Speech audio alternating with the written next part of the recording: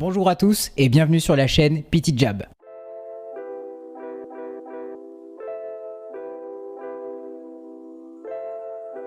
Petit Jab est un groupe de travail réunissant plusieurs professionnels de santé. Nous sommes majoritairement des kinésithérapeutes, mais nous avons la volonté d'être rejoints par d'autres professionnels de la santé en France. Aujourd'hui, nous avons deux objectifs principaux. D'une part, faciliter la transmission de la science vers les professionnels cliniciens. D'autre part, faciliter la compréhension de la médecine pour le grand public. Pour tout découvrir, n'hésitez pas à cliquer sur le lien qui s'affiche Et à suivre notre prochaine vidéo. N'oubliez pas de vous abonner à notre chaîne YouTube ainsi que sur nos différents réseaux sociaux. Et à bientôt sur Petit Jab.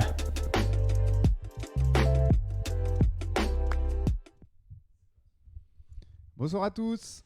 Bonsoir. Bonsoir les Jabbers. J'espère que tout le monde va bien ce soir. J'espère que vous êtes en pleine forme pour cette émission. Belle émission. Alors aujourd'hui, on a un tout petit souci technique et du coup, on va avoir besoin de vous pour régler nos micros. Donc on va chacun de notre tour, tous les trois, dire... qu'est-ce qu'on va dire ? Ce que tu veux.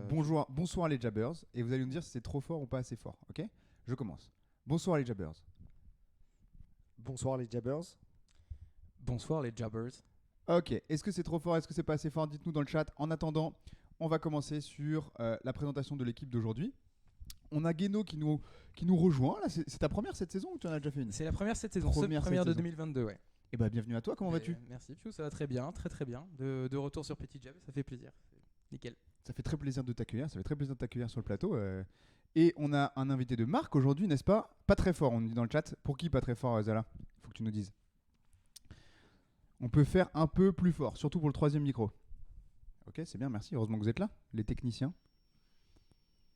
Le son est top, pas trop fort, parfait. Mais merci bien. Ok, le problème c'est que si chacun a son avis, ça va être problématique. Il y a débat. Il y a débat sur le son. Et nous avons donc le docteur Casablanca Laurent qui est ici présent. Comment vas-tu, Laurent ? Très bien. Merci de l'invitation. J'espère être à la hauteur et répondre à l'ensemble des questions. Mais je n'ai absolument aucun doute. Ça fait très plaisir de te recevoir, du coup un médecin, un chirurgien ici sur le plateau. Est-ce que tu peux nous expliquer un petit peu ce que tu fais en ce moment dans la vie ? Alors je pense que si vous nous avez suivis sur les réseaux sociaux, vous devez savoir, mais peut-être pour ceux qui découvrent Laurent, est-ce que tu peux nous expliquer un petit peu ce que tu fais ? Ouais. Alors moi je suis chirurgien orthopédique. Donc l'orthopédie, c'est tout ce qui concerne les articulations, les tendons, les os, les ligaments. Je suis spécialisé dans le membre inférieur, donc je fais de la hanche, du genou et de la cheville. J'ai une activité essentiellement libérale, donc je suis installé en clinique à Paris et à Besançon dans le Val d'Oise. Okay. Et j'ai encore un pied à l'hôpital Cochin où j'y passe encore un peu de temps. D'accord. Voilà.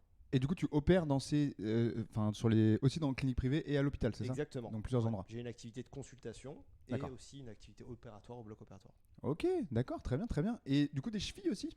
Je fais un peu de cheville aussi, ouais. Ça c'est très intéressant. De la ligamento de cheville, on pourrait faire une émission presque entière là-dessus parce que c'est. Je fais aussi de la ligamento de cheville. Très stylé. Ok, j'en aurais peut-être besoin un jour. Et ben merci d'être présent. Bonjour à tous les Jabbers qui nous rejoignent. Roro, ici c'est Paris. Bah ouais, j'espère. On verra ce soir. Hello Dave2, hello Julie, hello Nono. Merci d'être si nombreux ce soir déjà pour nous présenter. Aujourd'hui, on va parler donc du ligament croisé. Qui est une des spécialités que tu opères régulièrement, c'est ça ? Tout à fait, ouais. Ok. Et du coup, pour vous expliquer un petit peu peut-être ce que c'est déjà le ligament croisé, peut-être tout le monde n'est pas au courant de ce que c'est, on en a probablement tous déjà entendu parler, on a tous eu peut-être autour de nous des gens qui se sont blessés, mais finalement, qu'est-ce que c'est ? À quoi ça sert ? Et pour ça, on va passer à la petite chronique Anato Jabs, s'il te plaît Benoît en régie. Attention, c'est le premier jour de Benoît en régie, donc applaudissez-le fort dans le chat aussi. Et voilà, donc je laisse la parole du coup à Guéno qui va pouvoir nous parler un petit peu. Tu demandes quand tu veux la slide, tu peux la demander à tu peux mettre la slide, Ben. Parfait. Alors du coup, c'est bon ? Ok. Le ligament croisé antérieur, donc il y a deux ligaments croisés, ça c'est bon à savoir, le ligament croisé antérieur et le ligament croisé postérieur. Donc ces deux ligaments du genou, c'est des tissus qui sont inertes, donc qui ne sont pas contractiles en soi, comme les tendons. C'est la différence entre les ligaments et les tendons qui sont reliés à des muscles. Ils ont un rôle plutôt dans la stabilité entre deux os dans une articulation, l'articulation du genou en l'occurrence. Ils sont situés donc à l'intérieur de l'articulation du genou. Donc là on voit sur la diapo, au-dessus on a le fémur, en dessous on a le tibia, et puis entre les deux on a l'articulation du genou donc. Et donc on voit au centre de cette articulation les deux ligaments croisés. Voilà. Est-ce que ils ont un rôle en fait surtout dans la stabilité, comme je disais, dans un rôle de limiter la translation antérieure du tibia. Qu'est-ce que ça veut dire, sur le Sageno, la fémur. translation intérieure du tibia? Alors, je vais pas avoir assez de mains, mais globalement, c'est Vas-y. quand le tibia de Pew. Attends, vas-y, travaille ta stabilité. Quand le tibia de Pew va venir vers l'avant par rapport à son fémur qui est ici. Donc, quand il va venir glisser vers là. Voilà. Le ligament croisé, il a pour rôle de limiter cette translation vers l'avant. Il a aussi un deuxième rôle qui est de limiter la rotation du tibia. On va pas refaire la démo, mais dans l'idée du tibia sur le fémur, donc surtout en rotation interne. C'est pour ça que quand on a une rupture du ligament croisé, mais on en parlera sans doute tout à l'heure, on peut ressentir une sensation un peu d'instabilité à l'intérieur du genou. Ok. Alors, je vais te poser une petite question. Peut-être Laurent pourra répondre aussi. Est-ce qu'il y a une raison du fait qu'on se rompt plus le ligament croisé antérieur que postérieur? Parce que je crois que c'est plutôt comme ça que ça se passe en général. Parce que du coup, tu disais qu'il y en avait 2 ligaments croisés. Oui, tout à fait. Moi, je pense que c'est parce que dans le geste traumatique est plus fréquent, je pense, sur le ligament croisé antérieur. Tu es d'accord avec moi? Le ligament croisé antérieur, c'est le ligament qui est le plus sollicité dans les traumatismes, et donc c'est celui qui se rompt le plus facilement. Le ligament croisé postérieur, c'est souvent des traumatismes plus importants et des traumatismes... Genre accident de voiture, un peu, les trucs alors, comme ça. classiquement, il y a ce qu'on Ouais, appelle c'est ça. l'accident du tableau de bord. C'est le Ouais. tableau de bord qui vient rentrer dans le tibia et qui vient translater de manière postérieure le tibia. Ouais. Et là, on peut se rompre le ligament croisé postérieur. Ouais. Ok. Mais du coup, globalement, sinon, ils ont la même composition. C'est pas forcément deux ligaments qui sont très différents en termes de composition? Alors, ils sont un petit peu différents parce que le ligament croisé postérieur, il est intrasynovial, il peut cicatriser potentiellement. D'accord. Alors que le ligament croisé antérieur, il ne cicatrise pas ou peu, il quoi. cicatrise très mal. Donc, ils ont quand même une physiologie un petit peu différente. D'accord, ok. Et du coup, on nous demande pourquoi ils sont croisés. C'est juste justement pour pouvoir empêcher les rotations et différentes rotations et différents mécanismes de lésion chacun, en fait, c'est ça? Ouais. Ok, parfait, très bien. Voilà pourquoi DAF2, ils sont croisés, ces petits ligaments. J'espère que vous avez compris du coup ce que ça représentait un petit peu plus les ligaments croisés dans notre genou. N'hésitez pas à nous poser des questions, comme d'habitude. On prendra le temps d'y répondre, soit pendant l'émission, soit à la fin. On aura un temps dédié si c'est nécessaire. Donc n'hésitez pas à interagir avec nous. Plus vous interagissez, plus nous, on peut aussi produire un bon contenu. Ok, on a parlé un petit peu du ligament croisé. Maintenant, je vais laisser un peu la parole à l'expert. Et on a une petite...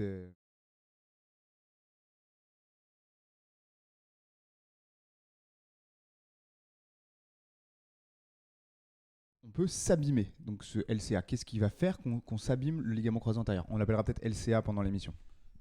Alors, en gros, c'est les traumatismes que tu veux savoir. C'est quels sont les traumatismes qui peuvent engendrer une lésion du croisé. Ouais. Alors, déjà, il y a des sports à risque qui sont plus à risque. Il y a les sports de pivot et notamment les sports de pivot contact. Alors, les sports de pivot, c'est quand il y a des changements de direction. Ouais. À la différence de, par exemple, la course en ligne où c'est pas un sport de pivot, le tennis, ça va être un sport de pivot. Il y a des changements de direction. Ouais. Donc déjà, quand c'est un sport de pivot, on augmente la probabilité de se rompre le croisé. Et après, il y a les sports de pivot contact. Contact, c'est quand il y a un adversaire en face, il peut y avoir un contact en plus du changement de direction. Donc là, on est genre ça va être le foot, le judo, le rugby, les choses comme ça. le rugby, tous les sports de combat, le hand, des choses comme ça. Donc Okay. ça, c'est des sports qui favorisent les ruptures du croisé. D'accord. Après, il y a différents traumatismes. Le premier traumatisme, c'est ce qu'on appelle le traumatisme en valgus, c'est-à-dire que la jambe part vers l'extérieur et en rotation externe. Un peu en X, c'est ça? Exactement. Ouais. Classiquement, c'est en ski, quand on va se prendre le pied dans un talus, là. filet, que ça va partir vers l'extérieur. Ça, c'est le mécanisme classique pour se rompre le ligament croisé. Ah, quel plaisir. Après, il peut y avoir le shoot dans le vide du footballeur. Ça aussi, on peut se rompre le croisé assez facilement comme ça. Et puis, c'est les deux principaux traumatismes de rupture du croisé. On en voit quelques-uns qui ont lieu sur des appuis aussi, ça peut arriver? Alors, sur des changements de direction, en fait, c'est ça? Exactement. Souvent, les footballeurs décrivent qu'ils se rompent le croisé tout seuls. Ils sautent, ils se réceptionnent et là, ça craque, sans contact. Et en fait, c'est sur une réception. La jambe n'est pas forcément dans l'axe. Il y a une contrainte excessive avec la jambe qui part vers l'extérieur et ça suffit à rompre le croisé. D'accord, il faut avoir des muscles extrêmement forts pour tirer assez fort pour rompre un croisé. Faut y aller, ouais. Je pense que moi je peux pas me rompre le croisé en contractant mon quadrite. Genre, je me contracte comme ça, hop, rompu. Non, je pense que ça ne peut pas m'arriver. Bonjour à tous ceux qui nous ont rejoints. Bisous à Thibaut, bisous à Jonix, bisous à Zala encore qui sont présents. Il y a plein de questions qui sont en cours. On va avancer un petit peu et puis on répondra aux questions après. Alors apparemment il faut qu'on monte un petit peu le son. Tu peux monter le son des 3 micros, un peu plus le son du milieu. Parfait, merci beaucoup. On n'a pas de retour aujourd'hui, donc n'hésitez pas à nous dire pour qu'on modifie le son de notre côté. Donc, vous avez vu comment on peut s'abîmer. Ça peut arriver donc sur des contacts, sur des pivots, même sans contact. Principalement, c'est quand il y a des mécanismes donc, où la jambe part vers l'extérieur, donc avec des grandes rotations d'un coup dans le genou. C'est ça qui va le plus provoquer probablement. Et peut-être, Guéno, tu vas pouvoir nous dire comment je sais que je me suis bien fait un croisé. Quand ça arrive, est-ce qu'il y a des signes ou peut-être des indices qui me permettent de dire ok, là, il y a quand même des chances que ça soit un croisé? Alors moi, si je me fais un croisé tout seul, je pense que c'est le geste traumatique effectivement qui est assez typique. Si on sent son genou partir vers l'intérieur, si on sent un craquement, que immédiatement après on a le genou qui est gonflé, on a une impotence fonctionnelle, donc des douleurs à l'appui ou des choses comme ça, ça peut être un ligament croisé. Après, pour en être sûr, il faut aller consulter un professionnel de santé qui fait son examen clinique et son imagerie. Peut-être qu'on en parlera plus tard, mais tout seul c'est peut-être un peu difficile, une sensation d'instabilité aussi peut être ressentie, mais de là être sûr à 100% que c'est le ligament croisé, c'est peut-être difficile tout seul. Est-ce qu'il y a une question de bruit? C'est un truc qu'on entend souvent sur le craquement, ouais, c'est ça. Si ça part à l'intérieur et que ça craque, c'est assez typique en général des lésions du ligament croisé. Après, est-ce que ça peut être une fracture ou pas? Je sais pas. Est-ce qu'on entend un craquement pour une fracture? Alors on peut entendre le craquement pour une fracture. Non, et de toute manière il faudra toujours faire une radio pour éliminer justement une fracture. Mais c'est vrai que la sensation de dérobement du genou, les patients ils décrivent bien, je me suis luxé le genou. Alors ils se luxent pas le genou, mais ils ont une sensation d'instabilité du genou. Plus le craquement et le gonflement, c'est des bons signes pour une rupture du ligament croisé antérieur. Ce qui est assez marrant, c'est qu'on voit certains sportifs qui se font un croisé, qui rentrent sur le terrain après. Je sais que c'était arrivé à Ibrahimovic à un moment donné. Donc il y a aussi un peu le délire où il n'y a pas trop de symptômes, pas trop de choses qui nous permettent de le savoir directement, quoi. Et voilà, il y a de tout. Il y a des patients qui peuvent reprendre l'entraînement, d'autres qui peuvent pas du tout. Le genou gonfle beaucoup. Enfin, c'est pas du 100% pour tous ces symptômes. Et c'est pour ça que derrière, il faut les examiner. Il y a différents tests qui existent. Un examen clinique complet qui permet de confirmer ou d'infirmer la rupture du ligament croisé. Ouais.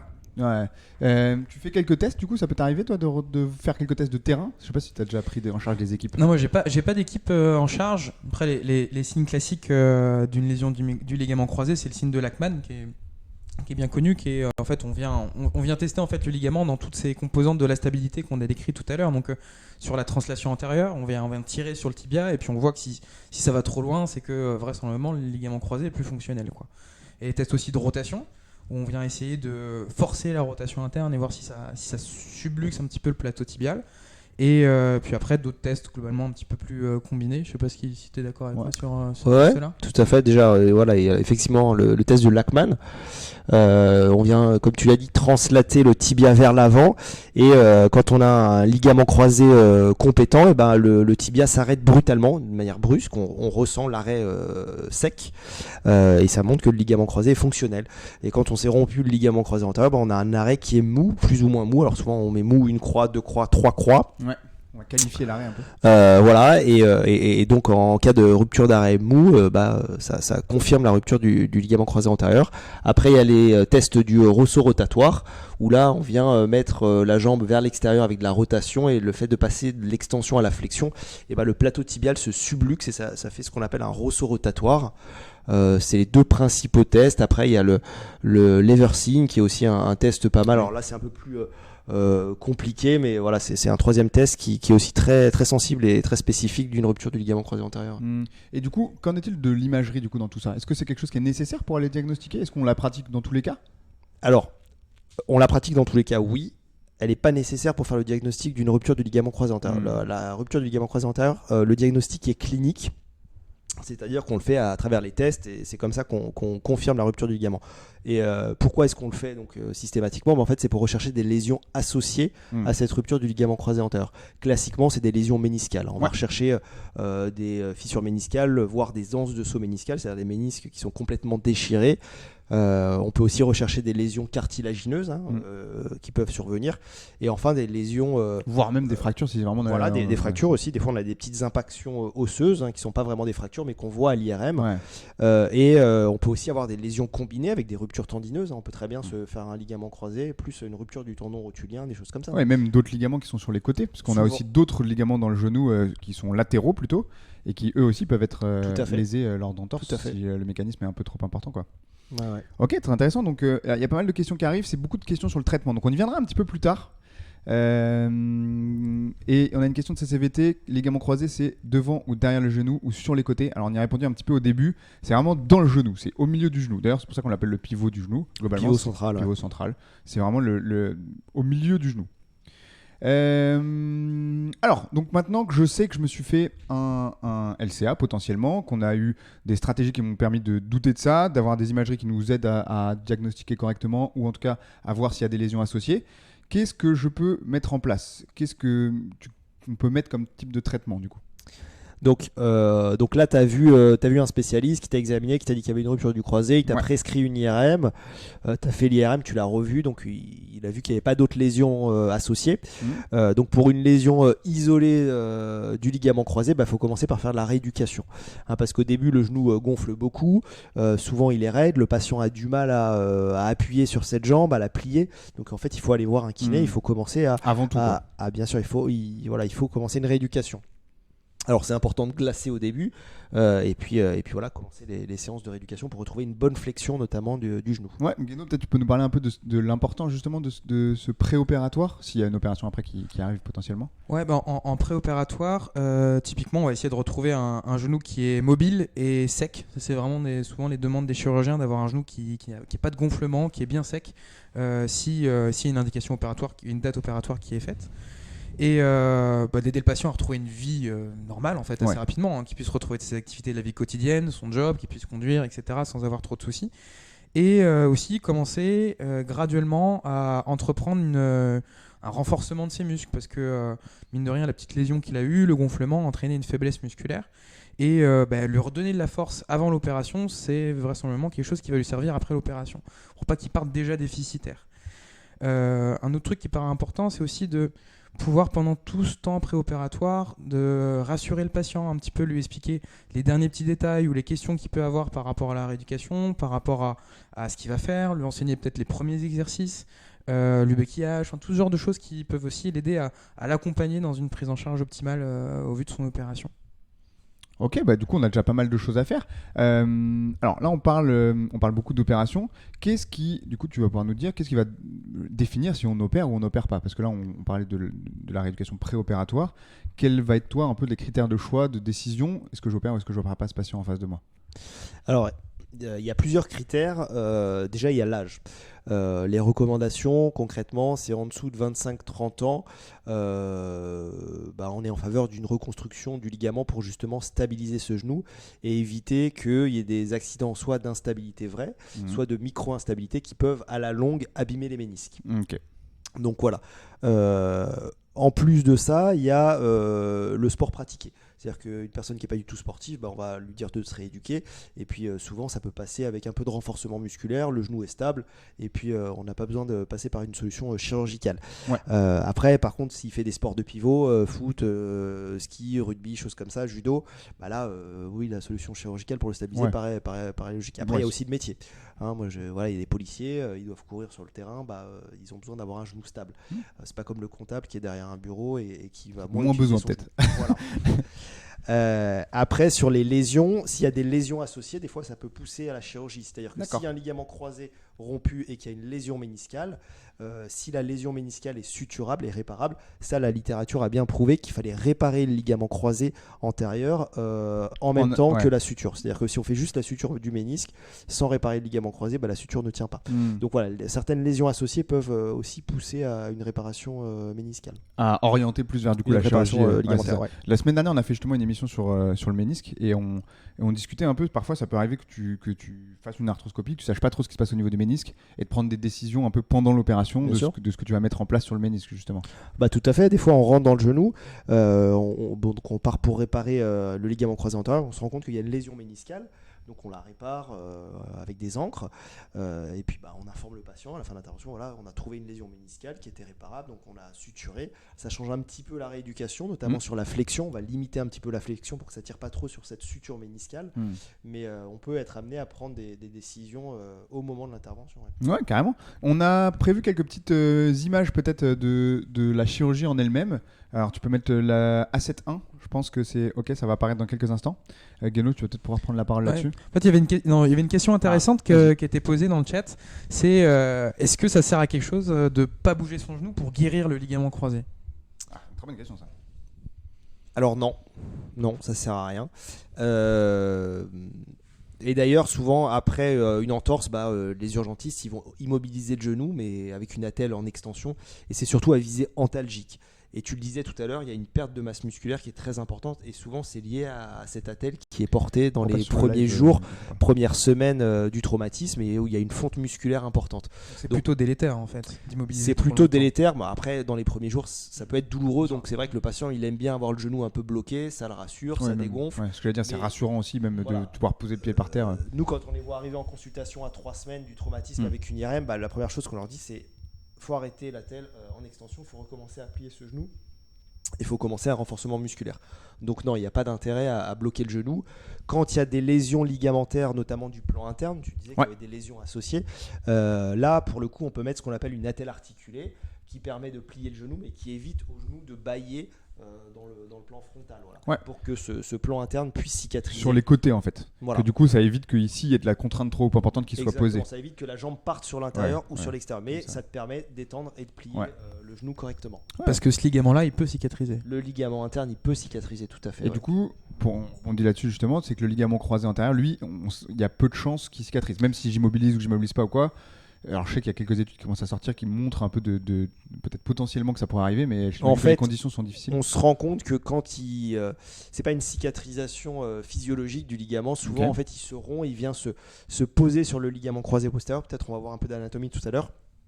Et en fait il vient se fibroser sur le ligament croisé postérieur, donc il retrouve une certaine activité contre la translation qui n'est pas la même qu'initialement, mais c'est une sorte de cicatrisation, mais il ne cicatrise pas dans la position initiale qui est la plus fonctionnelle. Les deux bouts ils peuvent pas se raccrocher. Non. Donc c'est pour ça que si jamais, donc pour résumer ce que tu disais, si jamais on a un patient qui va être jeune avec une volonté de reprendre des sports à pivot ou des professions où il y a la nécessité de pouvoir faire des pivots en pleine action ou quoi que ce soit, là tu vas pouvoir orienter vers une opération plutôt. Voilà, là c'est les cas où il n'y a pas trop de discussion, il faut se faire opérer pour avoir un genou stable. Du coup tu peux remettre la petite image et on voyait un peu comment ça pouvait se passer. Tu pourras, alors on n'a pas trop dans tous les cas le droit de mettre trop de trucs avec du sang et des choses comme ça. Donc ça on a mis juste une petite image. Je suis resté soft là, ça va. Ah ouais grave, c'est quand même très soft, Je sais pas, Guéno, t'as déjà assisté à des opérations? Ouais. Moi aussi j'ai déjà assisté, c'est très intéressant. J'ai failli tourner de l'œil. Il était par terre, on était obligé de lui lever les jambes. Déjà pour la dissection en cours, j'étais pas bien. T'es un peu fragile en fait. Je suis un peu fragile, surtout à 7h du matin, parce qu'ils opèrent tôt les chirurgiens, c'est l'enfer. Moi j'avais adoré ça, c'était trop cool. Ouais, c'était cool. Du coup vous pouvez voir en fait ce qui se passe. Là c'est quoi comme image? Alors là on voit plusieurs choses. Je peux montrer ou pas dessus? Alors non, pas directement là. Tu peux décrire peut-être. On voit qu'il y a une caméra, c'est ce qu'on appelle l'arthroscope, c'est le petit tube métallique là, qui rentre dans le genou avec le fil noir, là, ça c'est la caméra en fait, ça permet de regarder dans le genou. Alors on le voit pas sur la photo mais il y a un écran, donc ça c'est l'arthroscopie, ça nous permet de voir ce qui se passe un petit peu dans le genou. Alors sur ce genou, qu'est-ce qu'on voit? On voit qu'il y a le nouveau ligament là qu'on va faire rentrer, il est vers le haut.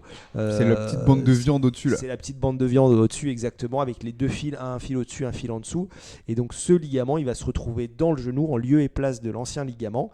Il va être dans un tunnel qu'on a creusé au niveau du fémur, puis il va être dans l'articulation et il va se prolonger dans un tunnel qu'on a creusé au niveau du tibia. On va le mettre en tension à l'intérieur de ces deux tunnels et il va se tendre dans le genou et il va venir remplacer le ligament. Donc c'est représenté par le schéma à côté avec les deux plaquettes, une au tibia, une au fémur, qui vont permettre de fixer ce ligament. Très intéressant, très intéressant. Benoît, tu peux nous mettre la deuxième s'il te plaît? Parce que du coup, j'ai rajouté une petite photo où on voit l'intérieur.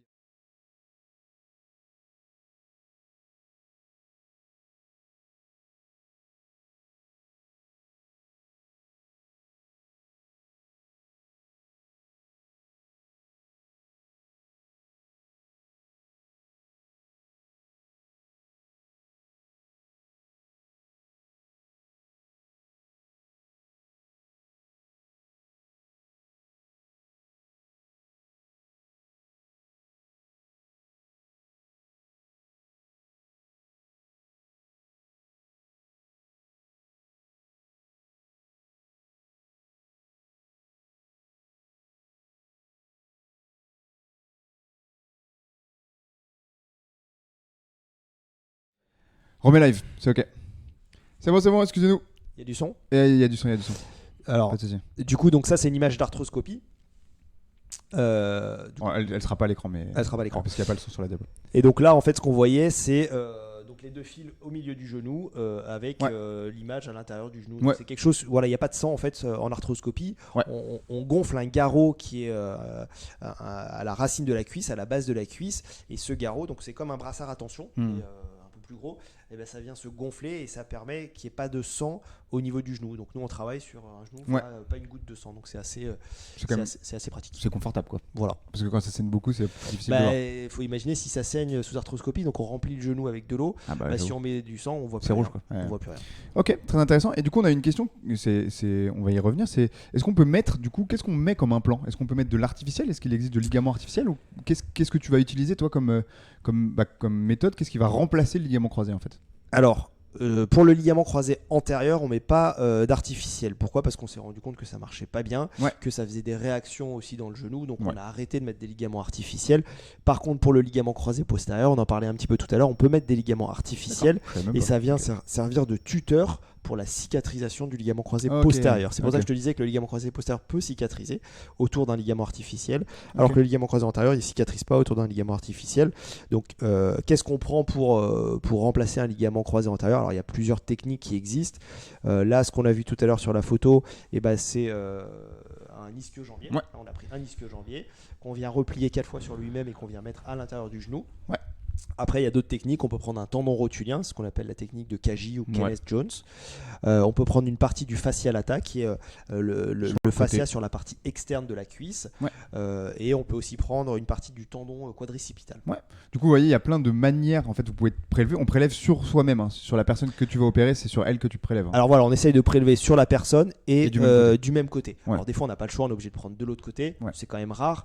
Et dans certains cas, quand il y a plusieurs lésions ligamentaires, tu disais, il peut y avoir des lésions du LCA, du LCP, un plan externe, et ben là on peut avoir recours à ce qu'on appelle des allogreffes. Alors les allogreffes, c'est des greffes de donneurs décédés, hein. C'est des gens qui donnent leur organe à la science. Alors il y a le cœur qui part chez les cardiologues, la peau, les choses comme ça, et les croisés chez toi. Et on peut prélever les croisés, les tendons, et ça permet de faire des reconstructions multiligamentaires. C'est très intéressant, mais du coup là on prélève du coup plutôt sur des muscles, des tissus musculaires ou tendineux.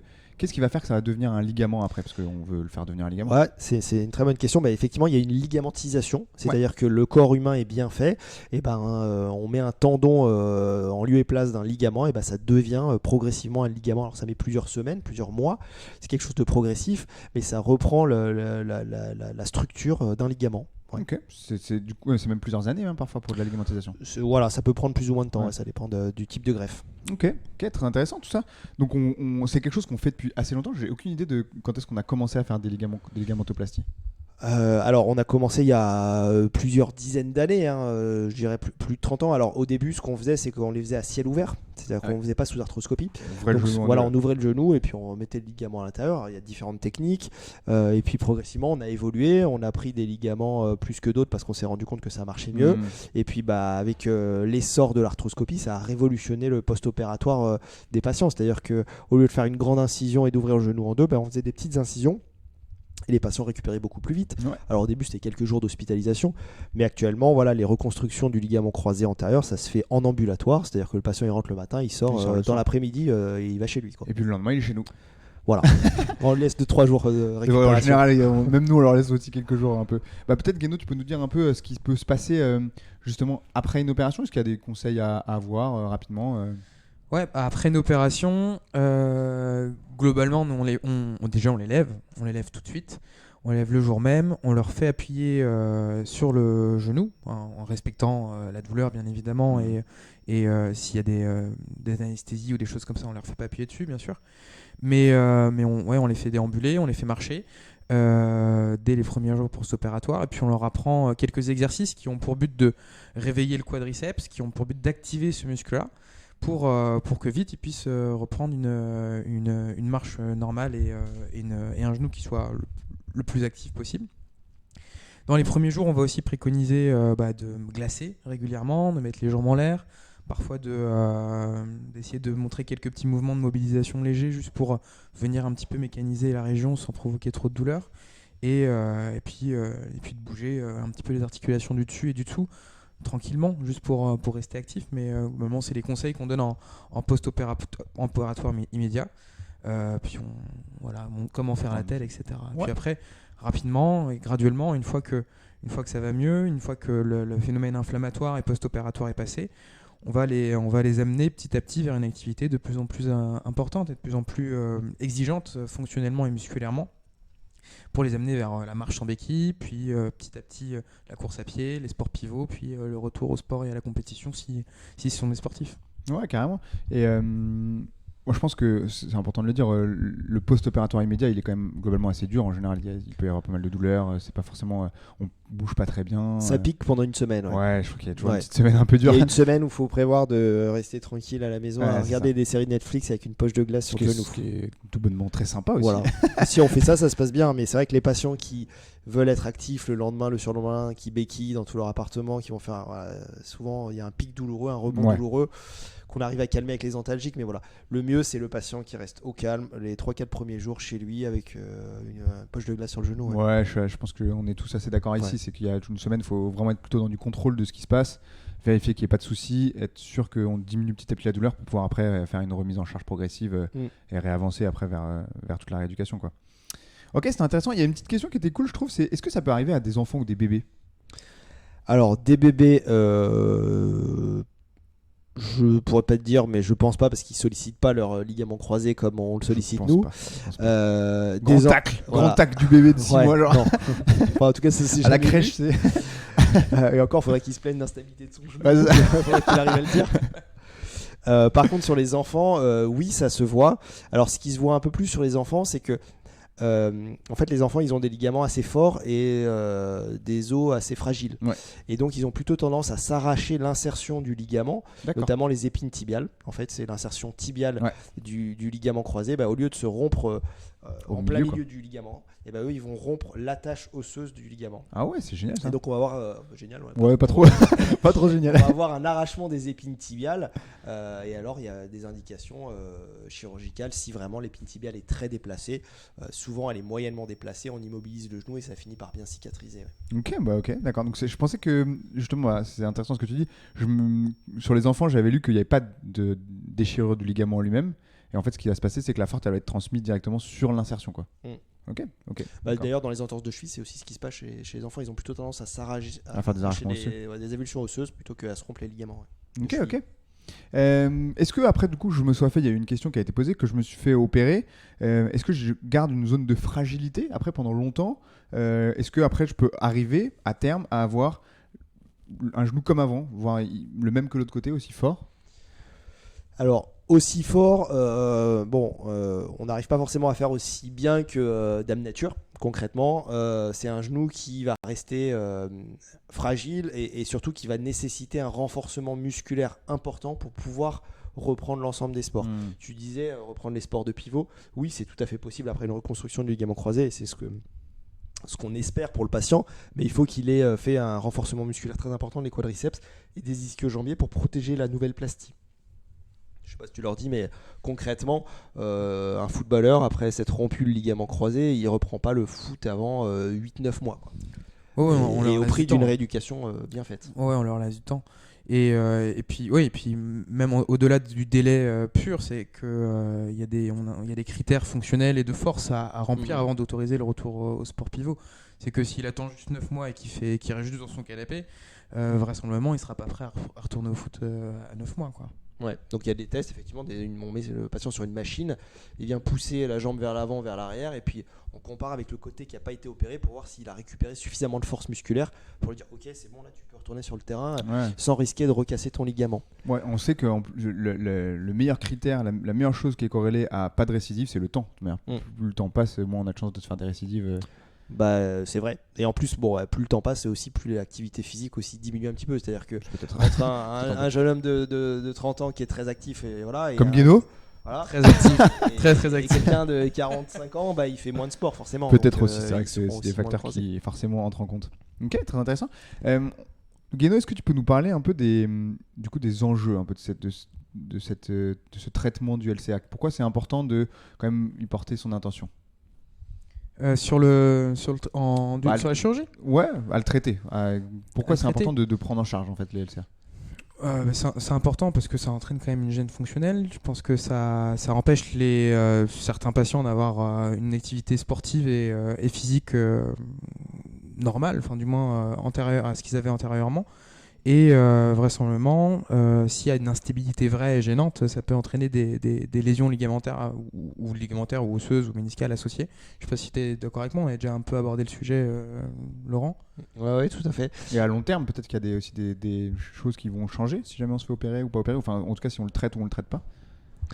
Je suis désolé, en fait, j'étais sur une question, Ouais. pardon, qui était assez intéressante et je voulais y répondre, c'est pour ça que je t'écoutais à moitié. je suis désolé. Vas-y, réponds. C'est sur une allogreffe, le risque de rejet est élevé. Alors, c'est une très bonne question. Effectivement, on a vu que l'allogreffe, c'était Ouais, une greffe qui venait d'un De quelqu'un d'autre. patient. Ouais. Alors déjà, c'est quelque chose de relativement rare d'aller prendre des allogreffes. Alors, aux États-Unis, ils le font beaucoup. Pour une simple bonne raison, c'est que ils n'ont pas les mêmes systèmes de financement que nous en France. Ouais. Et nous, les allogreffes, ça coûte très cher. Donc nous, on en fait vraiment peu. Et en fait, non, c'est des tissus. Il n'y a pas besoin de prendre un traitement anti-rejet pour ces allogreffes. Elles sont stérilisées, elles sont congelées, puis on les décongèle. Et on les met dans le corps. Il n'y a pas de rejet. C'est vraiment une structure qui permet. C'est vraiment les fibres ligamentaires. Voilà, il y a très Et pour le peu- coup, il y c'est a très directement peu de du ligament là. Ouais. Ok. Ouais. D'accord. Et du coup, le succès des opérations est égal avec par rapport à quand tu te mets un DT4 ou un. Disons que la revascularisation se fait un petit peu moins bien, D'accord. mais voilà, quand il y a plein de ligaments qui sont abîmés, on n'a pas le choix. Et puis l'objectif fonctionnel n'est pas le même. C'est-à-dire quand on se fait un croisé isolé, l'objectif c'est de redonner un genou stable et de pouvoir reprendre l'ensemble des sports. Quand on se fait ce qu'on appelle un genou multiligamentaire, l'objectif c'est de pouvoir marcher Ouais. sans trop de boiterie, On n'a pas les mêmes. éventuellement de courir un petit peu. Ouais. Voilà. On Donc, n'atteint c'est pas les mêmes mêmes, objectifs ouais. à atteindre. Ok, très bien, très bien. On va avancer un peu parce que c'est pas tout ça, mais ce soir il y a le Paris qui joue quand même. Hein. C'est vrai. Il y a quand même un petit match. Du coup, on parlait rapidement pour conclure sur ce qu'on disait sur les enjeux un peu de cette rééducation-là. On veut éviter de l'instabilité. On veut surtout éviter qu'il y ait des lésions associées qui puissent apparaître après, se refaire des entorses, peut-être abîmer plus le ménisque, peut-être un peu d'arthrose, des choses comme ça qui pourraient potentiellement arriver. Et surtout, si vous traitez pas un genou comme ça, on risque d'avoir de la douleur chronique en fait et commencer à sensibiliser les tissus autour. Et c'est pas quelque chose qu'on souhaite avoir quoi, globalement. Je sais pas si vous êtes ok avec ça. Ouais, tout à fait. Alors après, il y a des patients qui sont rééduqués, ça se passe très bien, ils n'ont jamais besoin de se faire opérer. Tout à fait. Et puis, ils peuvent reprendre leur sport. Mais c'est vrai qu'il y en a d'autres qui ressentent des accidents d'instabilité. Donc déjà, c'est désagréable de sentir son genou se déboîter quand on fait un changement de direction. Et en plus de ça, avec le temps, ça peut tirer sur les ménisques, ça peut les déchirer, créer des lésions qui sont beaucoup plus compliquées à réparer parce qu'une lésion du ménisque, c'est beaucoup plus compliqué à réparer. Ça cicatrise pas forcément bien. Ça peut aboutir à une deuxième intervention pour enlever le ménisque parce qu'il n'a pas bien cicatrisé. Ouais. Donc ouais, effectivement, si le genou est instable, il faut pas rester comme ça. Ouais, tout à fait. On a prévu, du coup, là, on a beaucoup parlé de la chirurgie aujourd'hui. On fera une émission qui sera orientée plus, du coup, sur le traitement conservateur qui peut être mis en place. Et un peu, on essaiera avec Guéno d'aborder aussi beaucoup tout ce qui peut prévenir, en fait, l'arrivée d'une blessure des ligaments croisés, parce que ça commence à être de plus en plus étudié dans le milieu du sport, bien évidemment, parce qu'on veut éviter tous ces temps de rééducation qui sont très très longs dans des milieux très sportifs. Il y a un vrai enjeu de ça. Ouais. Ça coûte cher dans le milieu du foot, je pense, les ligaments croisés. Je crois que ça coûte un petit peu cher, clairement. Du coup, on a répondu à la majorité des questions, je pense. Alors, on nous a posé une question sur les xénogreffes. Ça, c'est Dave Deza, je suis sûr. Ah bah oui, c'est lui. Est-ce qu'on peut mettre des ligaments d'éléphant pour que ça marche mieux? Non, on peut pas. C'est pas autorisé en France. Les xénogreffes, d'une manière générale, ça se fait peu, sauf en chirurgie cardiaque. On peut mettre des valves porcines. Ah ouais, c'est ce que je me disais, on fait avec du porc, non? Ouais, avec du porc. On fait tout avec le porc. Mais en chirurgie orthopédique, non, on fait pas. Ouais. On fait pas. Ouais. J'aimerais bien que tu me mettes une petite oreille de porc comme ça serait stylé. Ok, du coup, on va pouvoir donc terminer et conclure cette émission avec les petits messages clés qu'on va vouloir retenir. Alors, on va faire apparaître, s'il te plaît, le jingle Doggy Jabs, qui est en cours d'apparition. Et je vais laisser du coup la parole à Guéno, qui va pouvoir faire le petit honneur à Type T, bien évidemment, qu'on a vu dans le chat, pour nous dire en fait, du coup, ce qui est important de retenir un peu sur le ligament croisé, sur l'opération autour du ligament croisé. Alors, donc ça va? Ça me va bien. Donc globalement, les messages clés qu'on avait vus, Oui, c'était. C'était donc beau que t'étais dans le- c'est les dans les indications chirurgicales. Donc les patients qui sont jeunes, vraisemblablement, on va plutôt se tourner vers un traitement chirurgical plutôt que conservateur qu'on abordera plus tard. Ceux qui font des sports pivots, les patients qui ont une sensation d'instabilité même après une rééducation bien menée, et quand il y a des lésions associées, que ce soit méniscales ou cartilagineuses. Dans tous les cas, enfin, c'est s'il y a une opération qui est prévue, une participation et un investissement actif du patient améliorera forcément les résultats de la prise en charge, que ce soit dans la rééducation ou dans l'autotraitement à la maison. Ouais, une rééducation avant l'opération, après l'opération. Préopératoire. Clairement, il y a des meilleures chances de réussite si le patient s'investit. Je pense que Ah t'es oui, d'accord. tout à fait, ouais, bien sûr. Et nous, on leur fait les prescriptions souvent pour aller voir le kiné, voilà, avant et après. On dit prenez vraiment le même kiné parce que souvent il y a une continuité de soins qui est importante. Donc non, c'est très important. C'est aussi important que la chirurgie, hein, le post-opératoire. Bon, je sais pas, mais je pense que c'est important. Ouais. Ouais, Tout à bien fait. sûr. Et là, du coup, c'est pour ça que j'ai ajouté la petite photo. Raphaël qui s'est fait le ménisque, qui a fait l'émission la semaine dernière, et du coup, qui pourra, vous pouvez voir sur YouTube le replay de l'émission de Raphaël, où on parlait du ménisque. Bien évidemment, demain, cette vidéo-là sera sur YouTube aussi, avec un replay que vous pourrez, du coup, pour les kinés qui nous regardent, envoyer à vos patients s'ils ont besoin d'avoir des informations sur le ligament croisé. Et puis voilà. J'espère que ça vous aura plu ce soir. Si vous avez quelques questions qui apparaissent encore maintenant, on essaiera d'y répondre sur les réseaux sociaux comme d'habitude après l'émission. On transmettra aussi à Laurent qui pourra peut-être faire des réponses si jamais il y a des questions qui sont bien sûr. intéressantes. Un petit dernier mot peut-être Guéno avant que je laisse la parole à Laurent pour conclure. Non, c'était un vrai plaisir ce soir Très d'être sympa. avec vous, vraiment très très bon moment. Et voilà, j'ai pas grand chose à rajouter. Je pense que tu as été très clair, Laurent. Merci d'être venu. Ouais, merci encore Laurent d'avoir été présent. J'espère que ça t'a plu. Ouais, très bien. Merci de l'invitation. C'était très intéressant. Je pense qu'on a bien balayé le sujet. Ouais. On a répondu à beaucoup de questions. Et puis, voilà, faites attention à vos croisés. Ouais, carrément, faites carrément attention à vos croisés. Et puis, on se revoit très bientôt sur les réseaux sociaux dès demain et sur YouTube. Et la semaine prochaine, mercredi, en live. Ciao les Jabbers. Salut Jabbers.